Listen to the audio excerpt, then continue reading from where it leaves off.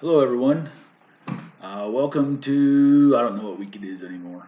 Um, I apologize for not having videos the last couple of weeks. I've had some technical difficulties, but hopefully, I think I got everything worked out now.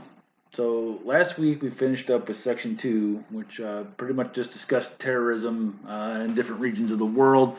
This week we'll start section 3, which is the final section of the class. So congrats on that for making it to the final section. And that means that we're kind of quickly winding up the semester.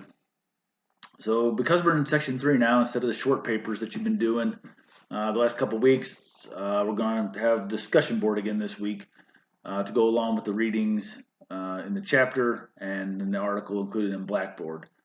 So the topic for this week is Law and Terrorism. So as you read the chapter in the book, it's going to spend a great deal of time going into a lot of individual acts or laws that have been passed that impact terrorism. I'm not going to spend time discussing all those laws and acts that apply to terrorism because, one, it's just a sampling, and there's so many. We could spend hours talking about laws and terrorism. But go through them and read them. Some of the more important ones are in there.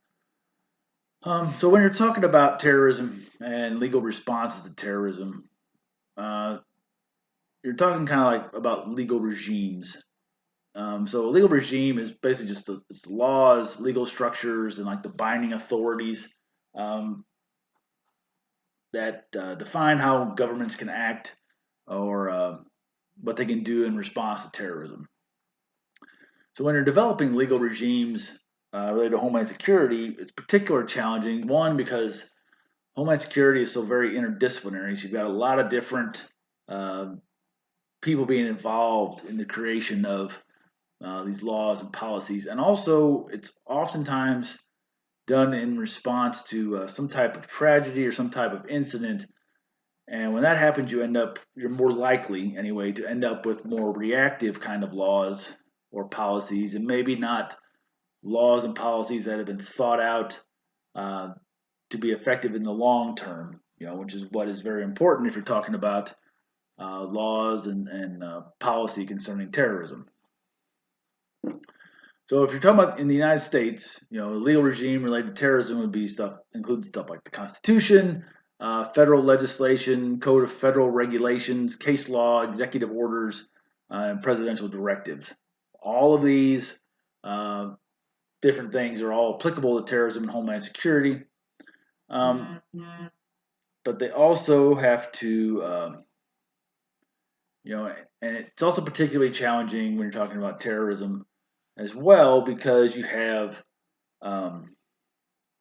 these laws are dealing with security and the possibility of restricting people's freedoms, but it's of the utmost importance that everything adheres to the Constitution and that individual liberty is protected as well. So it's challenging at times to develop um, those type of legal aspects of terrorism. So in addition to the United States, there's also international bodies that also provide legal remedies for terrorism. The main one is the United Nations. Um, and internationally, there's a variety of conventions, a variety of treaties that countries can enter into to combat terrorism, and there's different types of conventions. But basically, the big takeaway is that there's agreements that countries get into with each other to help address terrorism, both in the world and in their particular regions of the world.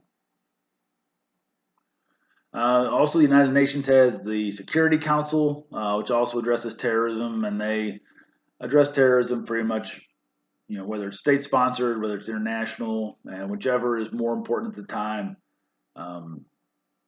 They tend to they will modify their approach, to whatever it is. So if you follow the news, the United Nations Security Council, and that there's been a lot of coverage of that. Remember we talked about Palestine and Israel and all those things. Well, there's a lot of disagreement about what's going on over there, especially in the United Nations. So If you have some time, you ought to check it out, get online. It won't be hard to find it. So then, like always, at the end of this chapter is also a couple of articles. Then I've also included an article on Blackboard from Shields, Smith, and Damphouse. But all the articles provided real nice discussions about various topics related to law and terrorism. But I particularly like the Shields article because it does a really good job of outlining how policy on a variety of different fronts. It talks about things like the Patriot Act. It talks about how things have evolved since 9/11. It talks about immigration reform. It talks about a variety of different topics related to terrorism and how those have evolved since 2011 or 2011 since 9/11. So I really do like that article. I think it's really good and it really provides a lot of good information. So for that, I'm going to stop here this week. Please be sure to do the discussion board, and then as always, let me know if anybody has any questions. I'll see you next week.